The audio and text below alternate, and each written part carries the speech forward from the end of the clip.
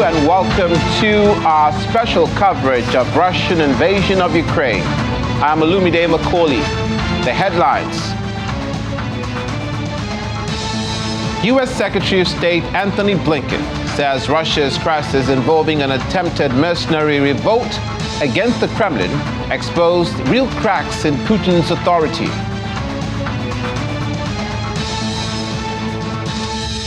French President Emmanuel Macron says the mutiny by the Wagner mercenary group against Putin over the war in Ukraine has revealed cracks within the Russian leadership. Plus,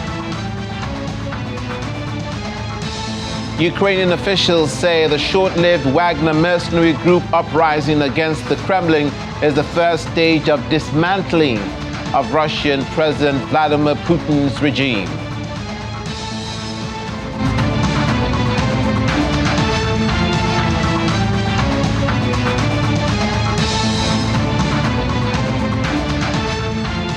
Thank you for joining us this morning. World leaders have been trying to make sense of recent moves by the Wagner Group mercenaries' mutiny amongst Russian forces fighting in Ukraine. The Russian President Vladimir Putin, in his reaction, decried head of the group Yevgeny Prigozhin's actions as treason, but the Kremlin says Prigozhin and his troops will not be prosecuted. The deal to end the rebellion came from negotiations between Prigozhin and Belarus leader Alexander Lukashenko. Cheers as fighters of the mutinous Wagner mercenary force began their withdrawal from the southern Russian city of Rostov-on-Don on Saturday night. Locals gathered on the streets to hail the mercenaries as they were pulling out of the city. The regional governor said the group was leaving the city to return to their field camps.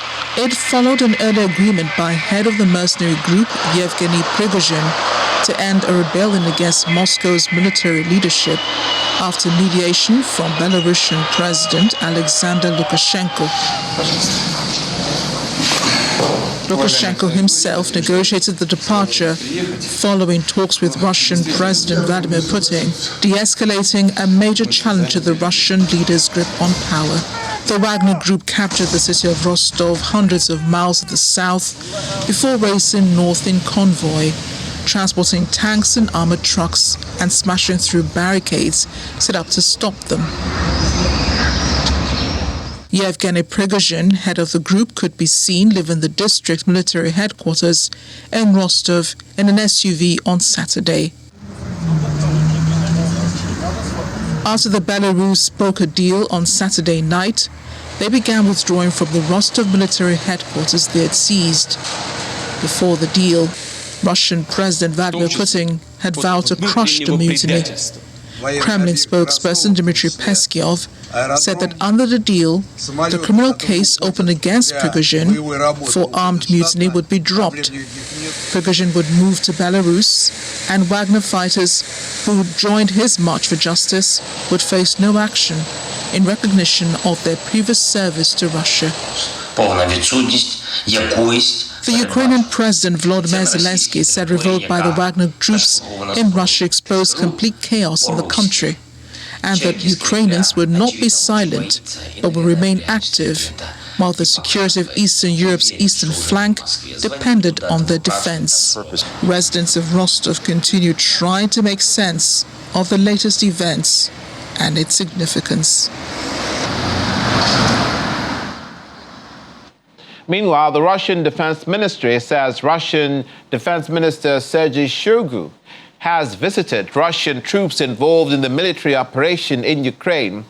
Neither the ministry nor state media said when the visit took place. The announcement of the rare visit comes after Wagner mercenary boss Yevgeny Prigozhin launched a brief insurrection on Saturday that ended abruptly after a supposed deal was struck that could see him leave for Belarus.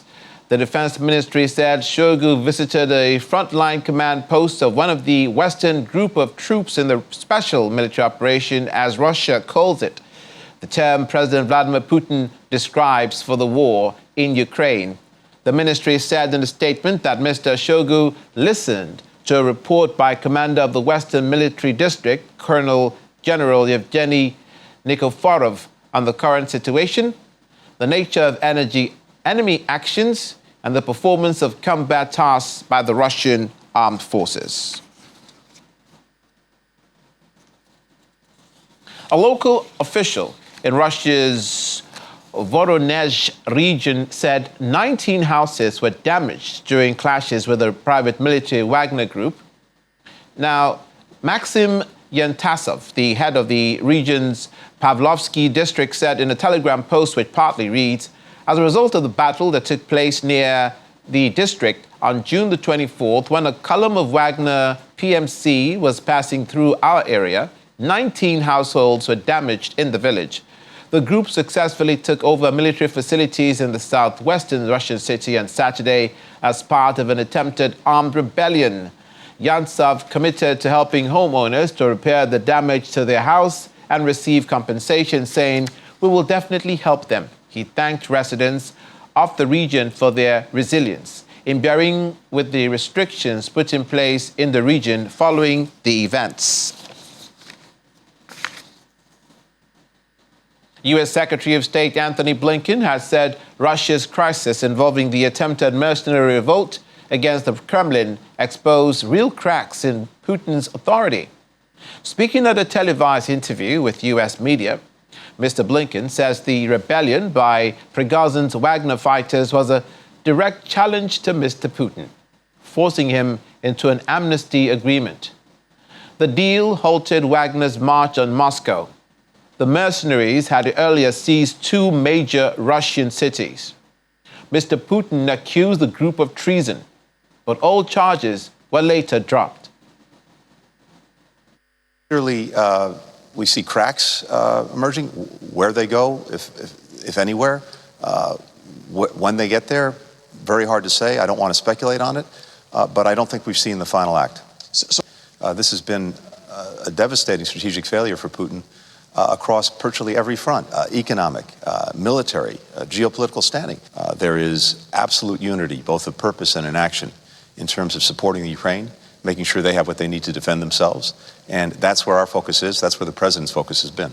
There are lots of unanswered questions, including the questions of what happens to Prigozhin's forces.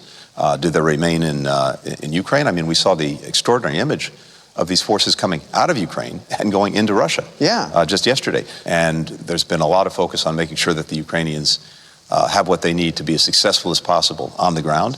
And we'll see how that unfolds over the coming weeks and even coming months. But again, to the extent this presents a distraction, a loss of focus for the Russians, that may help the Ukrainians on the battlefield. And this really is fundamentally an internal matter for the Russians. We're seeing it unfold. Again, we saw the rising tensions over several months that led to this. But exactly where this goes, we don't know. Meanwhile, French President Emmanuel Macron says that the revolt by the Wagner mercenary group against Putin over the war in Ukraine has revealed within the leadership of Russia cracks.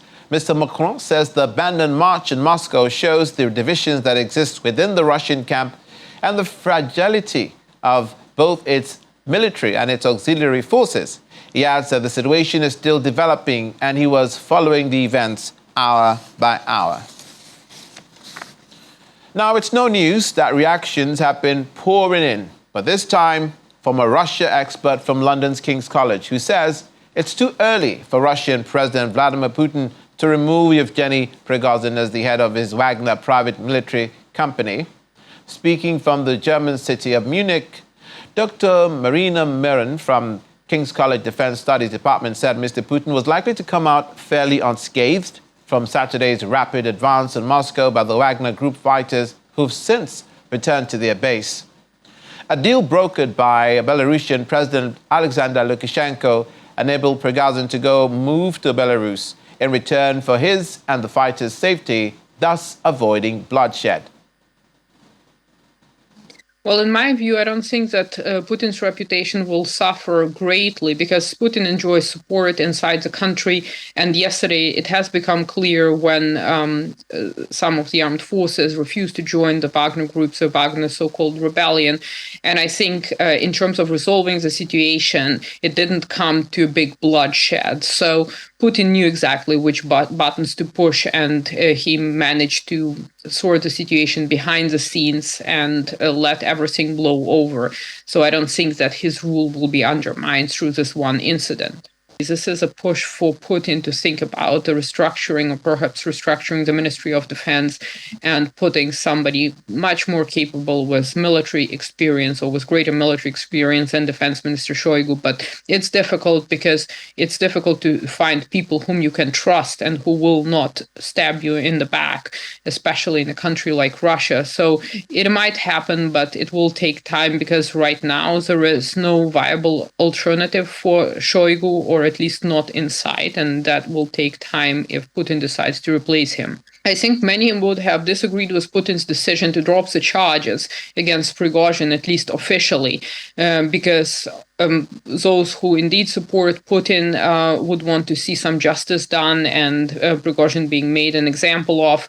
I think for Putin right now, it's a matter of trying to calm the situation and to see how he can perhaps repurpose Prigozhin, if at all, because right now the option is for the Wagner fighters to join the Ministry of Defense, to sign contracts with the Ministry of Defense. So he might be looking for an alternative who might be taking charge of those troops. That's an interesting question, and this is the reason why I think that Putin might not try to get rid of Prigozhin straight away, because those loose ends need to be tied up, and somebody will have to assume command of his troops.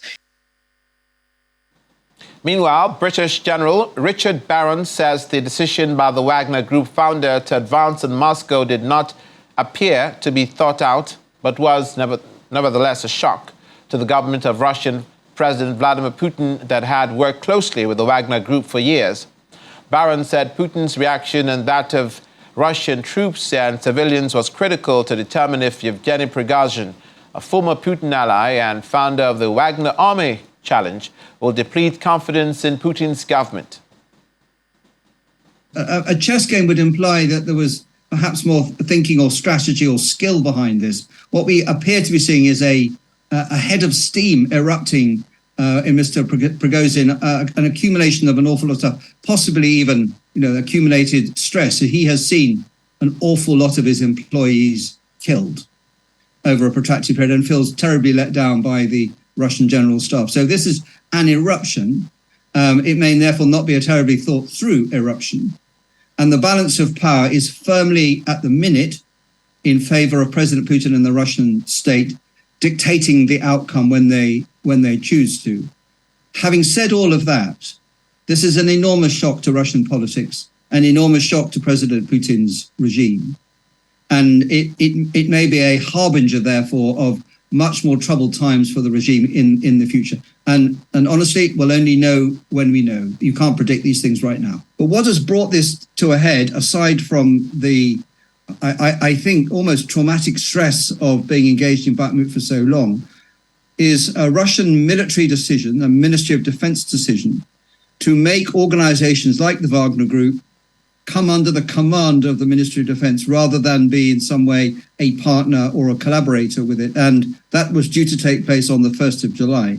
And I think all of this has accumulated and culminated now in Mr. Prigozhin and his organization effectively mounting a mutiny targeted not directly, at least at President Putin, but at the Ministry of Defense and the Chief of the General Staff of the Russian military. So Mr. Prigozhin is obviously a very interesting character. His formative years included a lot of time in Russian jails for theft. He sees himself as a classic Russian hard nut. He became a close favorite of President Putin, famously running the catering for some of his more major events. And in establishing and overseeing and deploying the Wagner Group, he has done things around the world which the Russian regime didn't want to use the Russian military for because it wasn't deniable and they might be held accountable. And it was frankly often illegal and definitely grubby. Now we're pleased to speak with Mr. Tony Agwans, researcher, senior lecturer, the Anglo-Ruskin University in London. It's good to have you with us this morning. Thank you for making out the time to be with us. Yeah, good morning, Olumide. Mr. Agwans, it's the easiest thing to do will be to point fingers, play the blame game, and say, I told you so, to President Putin.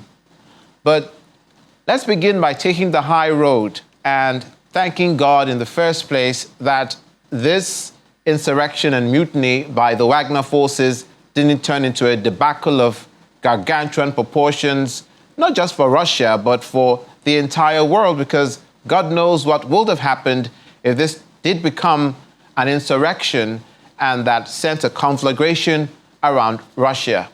So that being said, what was your first impression when you heard the news? Yeah, thank you. Just watching all the reports you were reeling out, was just a lot really going through my mind. I think I look at this mutiny in two ways.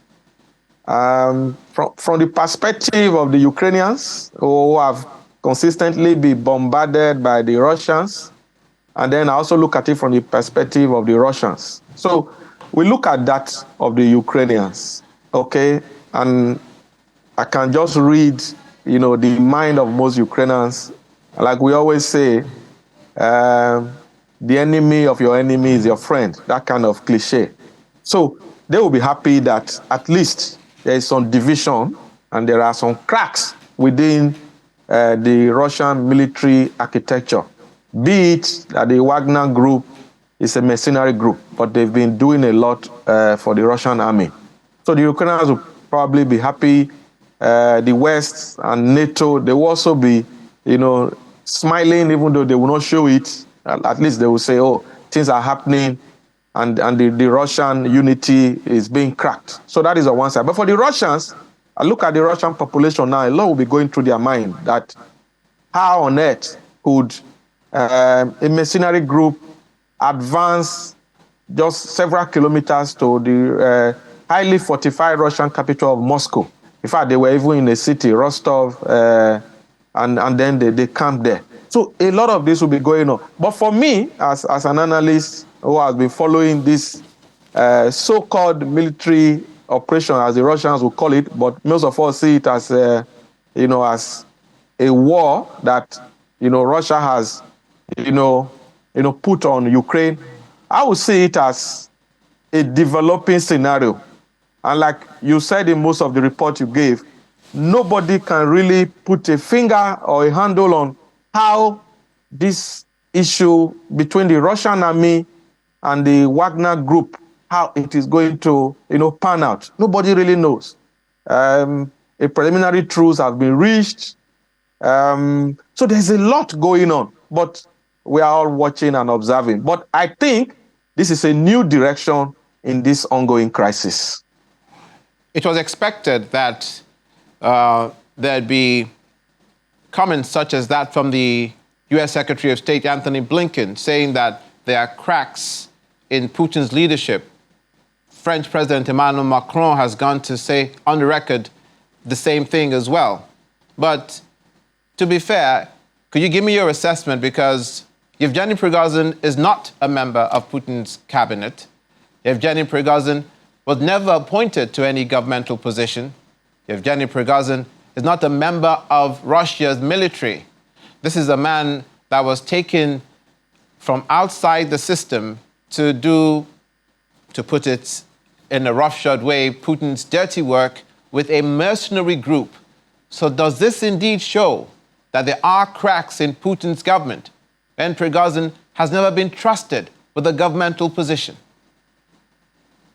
Yeah, obviously there are cracks. And when you look at the way the Russian Federation runs, though they say they are a democracy, but it's a very autocratic democracy, if there is any, permit me to use that word, put them together. So it's quite autocratic.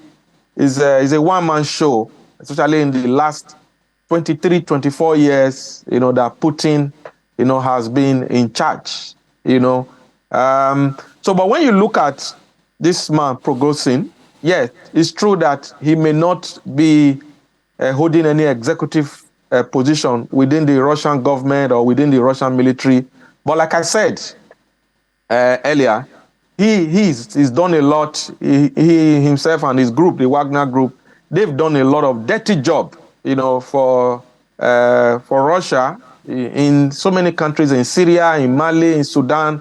We can go on and on. So they do a lot of, not just military, they're also involved in some economic work, which maybe beyond the scope of this discussion right now. So they are a very, very important group for as far as Russian foreign aggression and foreign incursion in other places is concerned.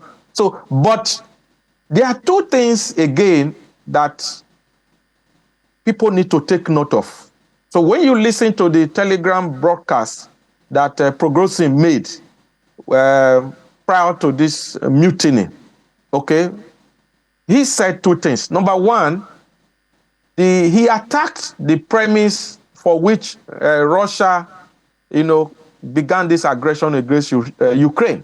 And that is the issue of Russia has been saying, part of their propaganda anyway, that one of the reasons why they attacked or they are doing this military operation, in their words, is to denazify Ukraine. So Prigozhin attacked that premise, which is quite dangerous as far as I'm concerned. And then secondly, Prigozhin also, he kind of demystified the other reasons that, Russia gave for this military operation. In fact, he even said that it is not a military operation. So he said that. So some of these things, these are, very fatal wound at the heart of the Russia operation in Ukraine. And when you look at the way government run, so some of these things that Prigozhin is saying, being an insider, may begin to send the wrong signal within the Russian military establishment, within the Russian political elite, and even within the Russian government itself. And then it may also empower the NATO, Ukraine, and the others who are, stoutly fighting against Russia as far as this crisis is concerned. So these are some of the issues that are surrounding this crisis. Well, if you can draw parallels with Mary Shelley's classic literary masterpiece, Frankenstein, then President Putin is like Dr. Victor Frankenstein, and Prigozhin is like the monster that's been created because of this military operation, as they describe it. But thank you so much for your contribution this morning. I really appreciate it. Mr. Tony Agwin, Senior Lecturer, Anglia Ruskin University in London, for being with us this morning. Yeah, thank you, Lumide. It's been my pleasure. Have a great day. You too. When we return, former Polish Foreign Minister and member of European Parliament, Radosław Sikorski, says Wagner, which was created by Putin, has bitten him in the backside. Details in a moment. Please stay with us.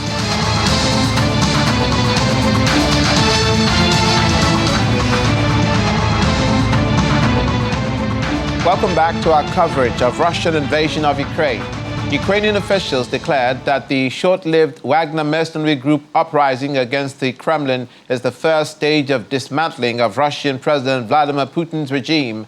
According to Alexei Danilov, Secretary of the National Security and Defense Council of Ukraine, the Wagner head Yevgeny Prigozhin, who orchestrated the rebellion, is only a part of the group and part of the plan. The tip of the iceberg is the destabilization process, according to him. He says, in his words, Putin's regime has been stabbed in the back with a knife, if not instantly fatal, but certainly inevitable. Although delayed in time, the countdown has begun. A group of discontented people has formed in Russia, security forces, officials, as well as oligarchic capital, who consider Putin's actions to be deadly for their interests and existence, a threat to Russia, in his words. Danilov also added that he did not doubt that Wagner troops or other anti-Putin groups will eventually search Red Square or reach Red Square in the heart of Moscow. He claimed that in order for Putin to save himself, he must purge his security forces, eliminate Wagner altogether, punish Prigozhin, who's reportedly left for Belarus, introduce martial law in Russia, and subsequently the start of mass repression. Radoslaw Sikorski, former Polish foreign minister, a member of the European Parliament, has said that Wagner, which was created by Russian President Vladimir Putin, in his words, has bitten him in the backside. Sikorski said, astonishingly audacious move by Prigozhin. I think he must have counted on some defections to him from the security service, from the army that didn't materialize. All he got was passivity, neutrality. And he must have seen that there are some units being prepared to defend Moscow, which must have weighed on his decision to stop. President Putin has been saying all along that the West is degenerate and will decompose and will lose the nerve of the will to support Ukraine. Well, it looks like Russia is not as solid as he was trying to persuade us. As surprisingly as it may sound, North Korea has officially said that it fully supports Russia in dealing with the recent mutiny. At a meeting with the Russian ambassador to Pyongyang, Alexander Matsugora, North Korea's vice foreign minister Kim Chon-il expressed firm belief that the recent armed rebellion in Russia will be successfully put down. This was before it was stopped. It's the latest message of support from Pyongyang to Moscow since the beginning of the war in Ukraine, which it has described to U.S. That as a U.S. proxy war to destroy Russia. Former U.S. Special Representative for Ukraine, Kurt Volker, said in his words, "We haven't seen the end of the upheaval. I don't see how Putin can stay in power and have been shown to have caved to Wagner Group founder Prigozhin in this way, and therefore I think he will go after him." Under the deal mediated by Belarusian President Alexander Lukashenko, Wagner Group fighters returning to their bases in exchange for guarantees of their safety, while Prigozhin will move to Belarus. Putin has not commented publicly since the deal was struck to de-escalate one of the biggest challenges since he rose to power more than 2 decades ago.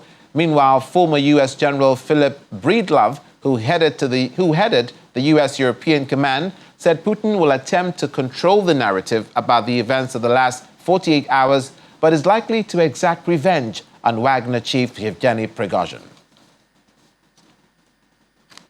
And so I think this then was his revenge against Putin, trying to expose Putin as being weak and not really having it all together. Both of them yesterday then had an interest in stepping back. I think from Prigozhin's point of view, he wants to be seen as a Russian hero. He wants to be seen as defending the interests of the state against weak leaders. And so he didn't want to be seen as attacking the state in Moscow. Putin, I don't think, had a choice. He did not have confidence that his own people would stick with him. So he had to offer Prigozhin a way forward, a way out, if you will, to Belarus. And now I don't think we've seen the last of this. I don't see how Putin can stay in power and have been shown to have caved to Prigozhin in this way. And therefore, I think he will go after him. And I think Prigozhin is counting on that. And that is something that I think he needs in order to, again, go after a bigger role in taking on the military apparatus of the country, but being justified in doing it. Well, I think that Mr. Putin is going to try to reconsolidate. He's going to try to return to his capital and show that he was in charge the whole time and there's nothing to worry about. He will start working with the other kleptocrats or oligarchs, whatever you want to call them, that are around him and try to reconstitute his power base that is fraying around him. And he will try to paint this as a victory, that he was able to bloodlessly turn this off and get everything back in order. And I think, as I said before, if I was Mr. Prigozhin, I would invest in some really good security guards like others that have opposed Mr. Putin. He'll either take a nosedive off the 3rd floor balcony or he'll get a polonium headache. and be gone. But I think that Mr. Putin is going to work hard to reconsolidate the vision that he's in control, all is calm, and let's get back to killing Ukrainians. Now I would like to speak to Mr. Ambrose Igwoke, Chairman, Guild of Public Affairs Analysts, Enugu State Chapter, who joins us from there. Thank you so much for making another time to be with us this morning. Welcome to the program. Thank you, Olumide. Good morning. The notoriety that Yevgeny Prigozhin has amassed by this recent behavior of his is not new. This is a man who is a convicted criminal. This is a man who's wanted by the FBI in the United States, and he has a, I think, $25,000 bounty on his head. This is a man who, aside from being a caterer of some sort and dabbling in different businesses, all of a sudden emerged as a leader of a mercenary group. Now, for those who are making much of it, as they are, and they should because of the threat it is to Moscow and to Russia, what's your opinion? Well, firstly, there's an African proverb that he who brings will invite ants into his own home.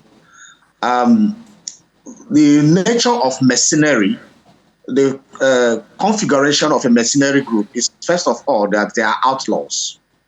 Mercenaries are not subjected to the agreements or the multilateral agreements, United Nations agreement, and other, the Geneva Convention on War and other war conventions around the world. So they operate outside the law, so they're outlaws. Now, it becomes more worrying when a legally constituted government, like the Russian government, now forms a collaboration with a war mercenary group, and then even fund them with government money, with Russia government money, making them cause havoc in different places. They used them in 2014 in Ukraine. They keep on using them in this Ukraine. They use them in Syria, Mali. They're currently using them in Sudan, in the current war going on in Sudan. So the group is, of course, a Russian-backed group. The Prigozhin himself is a friend of Putin. So the latest attack, what happened on Saturday, was predicated on the fact that despite the complaint of Prigozhin over the years, over the last few months, especially when Russia attacked Ukraine and invaded Ukraine, that the generals in Putin's army, the defense ministry and the rest, that they are sabotaging the war, according to him. That the war is being slowed down by these generals. And they have called on Putin so many times to remove the generals. This Putin has not done. So last week, he accused the Russian Ministry of Defense of sponsoring soldiers who attacked his own men, the Wagner group men in Ukraine. And for him, that was like the last stab. Therefore, he took that bold step of countering that measure, I think trying to tell the Russian Defense Ministry that he also has strong men who can, he has boasted that the Wagner group is made up of 50,000 war men, it's made up of 50,000 soldiers, mercenaries who can fight. And that at each time, he said that there were 35,000 of such men in active service, while 15,000 are under reserve. So I think to make the point clear to the Russian Ministry of Defense that he can as well bite while he's attacked, he made that move. But I think seriously that he was not marching into Moscow. I think it was just to make a statement.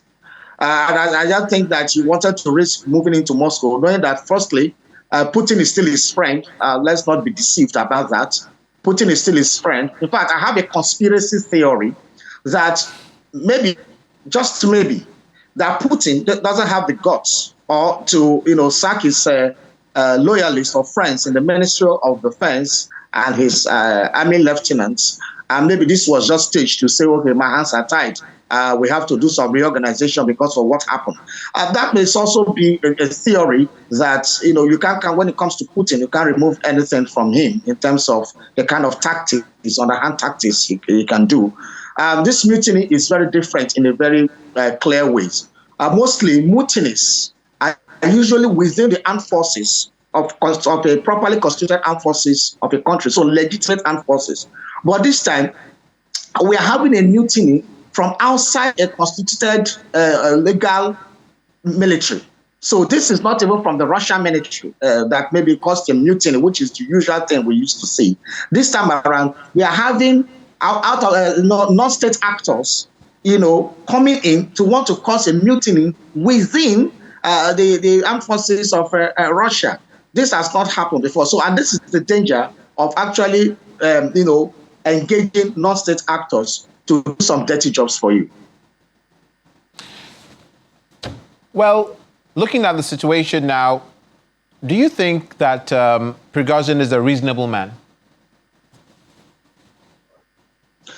Reason is the term reasonable can be contextualized according to the reality of perspectives. Firstly, a non-reasonable man will not attain that height of power. So it will be good to give it to him that he's a reasonable man. Now, reasonable in what sense? You can have somebody who is very smart or who is very intelligent. We call them evil genius, but they deploy that intelligence to contrive evil. So also you can have intelligent men who use it for the common good. So in the case of Prigozhin, he's using it for his own greed, his own selfishness, and his own business. Well, the Wagner Group is a business. It's just that it is a non-conventional business. It's not a business in the oil and gas or in the stock market or in the pharmaceutical or in the ICT or whatever. It's a business of war.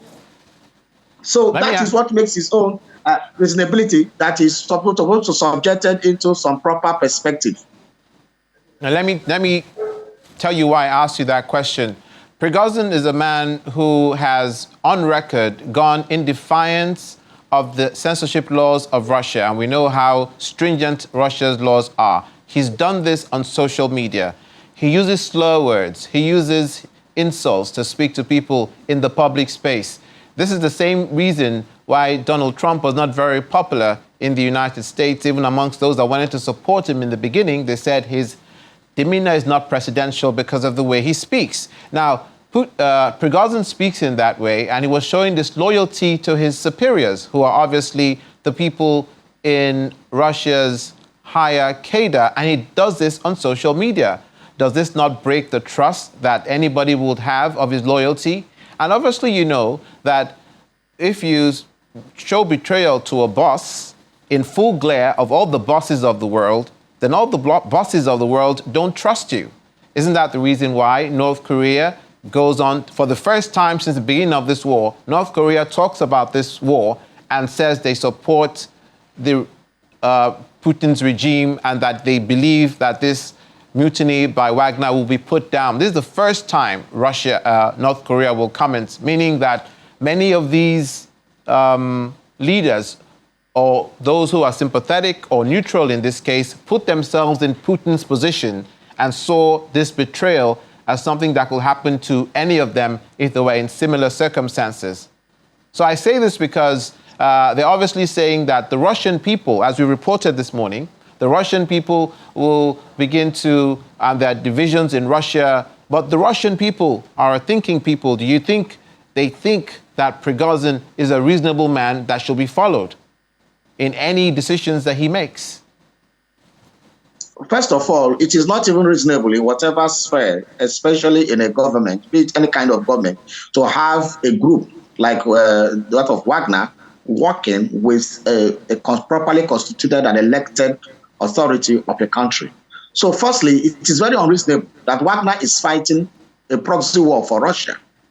So when we talk about the reasonability of whatever that is happening, it is, first of all, the very fact that Wagner Group exists and that it is funded by Russia is, first of all, unreasonable. Therefore, the loyalty, I want to touch what you said about loyalty to the elites or leaders of Russia. Wagner, Prigozhin has no loyalty to anybody except the man who created him. And the man who created him is Vladimir Putin, who is the president of Russia. So he single-handedly made him who he is and what he is today. Therefore, his loyalty is to Putin. And that is why he has always been doing Putin's dirty job. He has been doing all the things wrong with Putin. Putin has used him severally because there are some treaties and war convention treaties that Russia is party to. And, you cannot use that with a conventional army to do. Therefore, Russia used him to do those dirty jobs. So if it was reasonable then his action now should be reasonable to Russians, or especially to Vladimir Putin, who created that monster. Because he created a monster in Prigozhin, and the Wagner group waxed so strong and became very powerful to the point that they were doing dirty jobs for Russia. This war in Ukraine is mostly Wagner group that did it. They were there in Crimea. They were there in different places, and even till now in the fighting proxy war in Sudan, and backed by the Russian government. So the Russian people themselves know about the existence. How many of them have come out to denounce Wagner group? So the reasonableness or whatever, in the context of the Russian people, the president of Russia, the Wagner group itself, and Prigozhin, is within the context of the Russian to determine whether they are reasonable or not. But if it was not reasonable, the group would have been brought down by now, but it's still being backed by Russia. So what we are saying is that even Putin, and that's why I have my conspiracy theory that, are you sure Putin is not even part of this shenanigan? Because Putin will want to use this to draw sympathy to himself. By trying to sell himself as a victim, that they're trying to defend the fatherland, trying to make sure the motherland Russia is being protected against NATO, against invading forces, and we use our brothers, and now they are turning against me, using our own friends to turn against me. Putin has the power to do that. As a PR consultant myself, I know those things can be spinned around into a very powerful propaganda war, and Putin may play the victim so that the people of Russia can, have to invoke sympathy towards him and say, we have to support you this time. As you said, North Korean president has spoken up for the first time. A lot of other people will speak up in support of a legitimate regime in Russia to be wanting to be overthrown, but not even within the regime itself, but with an outsider, outlaws, So, and sometimes most of this country also may have some mercenaries or whatever they work with like that.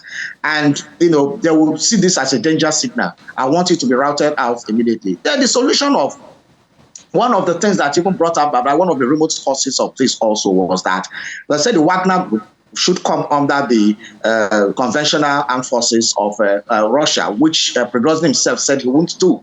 And so when you create a monster, and at the time you are trying to tame the monster, this is what you get. Why create a monster in the first place? Why were Russians not recruited into the army and properly trained? Why using mercenary? It's because Putin himself knows that some of the things he's doing at the war front are not in tandem with conventional warfare tactics. And that is why he's using other non-state actors. So this is something that is very complex, and from the surrendering of Prigozhin and him trying to say go and take exile in Belarus, it's also a pointer that these things maybe just be staged for all I care as part of the war shenanigan. There's to make sure that this the narrative is being controlled, or some people will be confused and some people will be controlled somehow. Anything in what concerns the old Eastern Bloc warfare, anything that you see should not be taken at face value. There may just be more things behind the scene. Thank you, Mr. Egboke. Take your pick. Rhetorical question. Which is the greater evil, a conscripted soldier or a mercenary? And of course, again, evokes memories of Frankenstein and the monster that was created in the guise of doing good. Thanks a lot for your contribution, Mr. Ambrose Egboke, Chairman, Guild of Public Affairs Analysts, Enugu State Chapter. Thank you very much, Olumide, for having me this morning. After the break, Australia to provide $74 million assistance package to Ukraine. Details in a moment. Please stay with us. Welcome back to a final stretch of the Russian invasion of Ukraine. Our special coverage for this morning, and gains in oil prices evaporated today after a brief and chaotic insurrection in Russia, with investors questioning whether the turmoil in Moscow could disrupt global energy supply. U.S. West Texas Intermediate WTI crude briefly climbed 1.3% during Asian trading hours, but it later gave up those gains, last trading flat. Brent crude international benchmark inched up 0.1%, trimming earlier advances. Both futures lost nearly 4% last week. Russia glimpsed the threat of armed insurrection over the week, with Wagner Group mercenaries marching toward Moscow as Russia and President Vladimir Putin vowed retribution before a sudden deal seemed to diffuse the crisis as quickly as it had emerged. Now, joining us for further clarity on how the world of business is affected by this conflict, and we saw that with the Wagner rebellion, as I just reported just now, is Laddie Williams, our business correspondent. Laddie, good morning. I could just imagine the whole world sitting up in their armchairs in befuddlement, in unbelief at what was happening in Moscow, even for those who are stringently against Putin, wondering how it was going to play out. But the market seemed to have, we said that it provided, that it rose. For oil markets. U.S. West Texas Intermediate crude climbed 1.3%. Why? So, oil prices, it was a rough week, for oil, last week. So it is expected there'll be some kind of, a jump, for this week, starting the week, a brand new week, for traders in that market, trying to take positions, since we had sell-offs, last week. But obviously, with the with what we saw happen this weekend, it was quite a tense, weekend with that with the Mercenary group there, with the failed mutiny that we saw in Russia. Everyone was expecting, that we'll see some kind of, risk-off sentiment. But it was a good thing that it happened over the weekend. So markets were closed. When this happened. But, fast forward to, this morning, we'd expect some kind of risk-off sentiment with what happened. But at the end of the day, we saw it was a failed, mutiny. So I'm guessing that, markets have, priced that in, like, okay, there's nothing to really worry about, at this time. But, but at the back of your mind, as an investor in commodities, you're still going to be, watching that market closely to see if there's, some kind of reaction, if there's any escalation. But, so far, it's going okay. The man of the moment for the weekend, he's supposed to go on exile now. So the infamous man. The infamous man of the moment. So, at the end of it was quite tense, but we're seeing, markets open in Europe in the green, at this point. The U.S. futures looking quite positive this morning. So it looks like we're still having risk on, sentiment, even though we know how politics and geopolitics, impacts markets at this time, because the commodities market, we've seen how big Russia and Ukraine are in the commodity space. Russia is the biggest exporter, right now, most of these grains, of oil, natural gas, and we've seen the prices of all these commodities, come back to earth, after hitting, highs in 2022. So every escalation right now is watched, carefully. But, it's great that, we've had some kind of, resolution to that over the weekend. It started in the weekend and ended in the weekend. True. You also reported a 15-month low for the ruble versus the dollar after this mutiny. Was this because of the mutiny? Oh, yes, it was because of the mutiny at this point, because we saw banks in Russia were selling, they were selling the ruble at a premium over the weekend. It got to about 90 ruble, to a dollar. So obviously, we know how geopolitics impacts, the currency of any country that's involved in that. So we saw that, reaction over the weekend. Fast forward to today, we've seen, things normalize a bit. Now it's trading about 85 ruble, to the dollar after hitting about 87 high, this morning. And, with the central bank in Russia, the central bank said, financial services are going to open normally, The banks are going to open, today, even though the mayor in Russia did, hint at a no working day, because of the mutiny over the weekend. So it's things are getting back to normal, gradually, but we're seeing the ruble that hits a 15-month low at this time. The ruble has been under pressure, for a while now. You've mentioned that. It remains to be seen, what happens next. But we're seeing some normalization, at 85 ruble to the dollar this morning after, those crazy highs we saw over the weekend. But, still, investors are watching closely. We're not out of the woods yet at this point. So you want to keep a ruble in your wallet or your dollar? Well, depends on where you're coming from. And where you are. And where you are. Thanks a lot, Laddie. More from Laddie Williams after this program on Business Morning. Please join us for that. Finally, the Australian government will provide a new $73.5 million package to Ukraine, including about 70 military vehicles to defend against Russia's invasion. That's according to the Prime Minister. The package will include 28 M113 armored vehicles, 14 special operation vehicles, 28 medium trucks, and 14 trailers. According to a statement, Australia will also extend duty-free access for goods imported from Ukraine for a further 12 months to support its recovery and trade opportunities. This additional support will make a real difference, helping the Ukrainian people who continue to show great courage in the face of Russia's illegal, unprovoked, and immoral war. It is sobering that 16 months on from Russia's invasion, its brutal conflict continues. And we'll continue to engage with Ukraine for as long as it takes to support President Zelensky and the people of Ukraine in this struggle. This is a significant commitment, but it's one that is necessary. What is at issue in Ukraine today is the sanctity of the global rules-based order. And it is very important that Australians understand that this engages our national interest. And we will stand with Ukraine for as long as it takes for Ukraine to resolve this conflict on their terms.